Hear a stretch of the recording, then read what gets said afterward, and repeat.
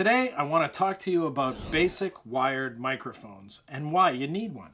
And believe me, you need one. Bad sound is something that will turn off your audience and help you lose credibility in the blink of an eye. If you're too quiet, or you're buried behind background noise, or if you sound like you're in the bat cave, your viewers will simply shut you off.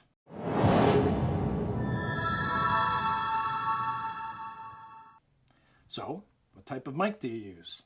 Well, there are two common microphones in television production. There's the lavalier, also known as a lav, or the shotgun, also known as a shotgun, and sometimes a boom mic. Now, they hear sound in very different ways.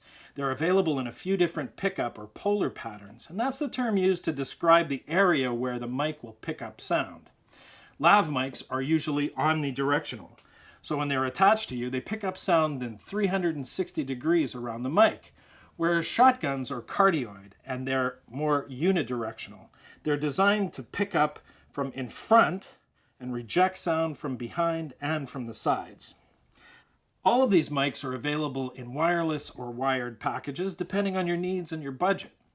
But if you're filming in a stationary position, a wired mic is all you need.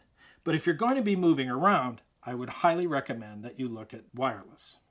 Now let's have a look at lav mics. Now they're designed to be worn on your body, either clipped to your clothing or hidden underneath your clothes. The simplest way and the cleanest sound is to just clip it with the tie clip kind of thing that's provided to your clothes. But you'll see that on camera. It's more acceptable today because we see it regularly in news and sports and documentary productions, but if you find it distracting, you can try to hide it under the clothes using single or double-sided tape. And this can be super challenging because they're really susceptible to clothing and fabric noise, like this. There are so many ways to hide a lav mic that it's worthy of its own video, so I'll have to make one of those in the future.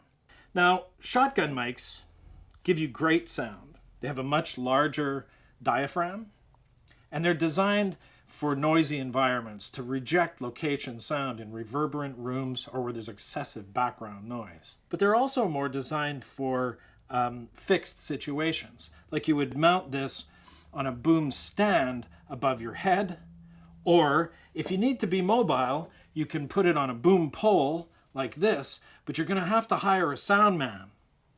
As you can see, my sound man's a little underpaid and undernourished. For my presentations, I use both a lav mic and a shotgun. Here I have a lav mic strategically placed on a stripe on my shirt. And up here I have a shotgun mic mounted to my fixed rig system in the gear cave.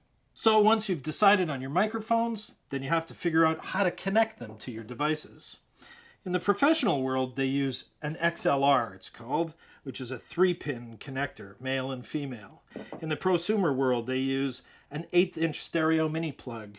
Heck, there's even a USB connectors for those people in the podcast world. If you have one kind of microphone and you need to plug it into a different type of device, you're going to need some kind of an adapter. The simplest is a basic wired one. This is XLR female to 1/8-inch male. Simply plug it into the mic and then into your device. If you need a little bit more control, I would recommend something like this K-Tec device, which will accommodate two microphones, two XLR ins. You can adjust the levels. It also has separate headphone monitoring and that 1/8-inch connector that will connect back into your camera. Well, that covers the very basics of wired mics, and I hope you found something useful in this video. But in the meantime, if you have any other questions or comments, feel free to post them below and we'll follow up. Thanks for watching, and we'll see you next time. Ba-da-da-da-da.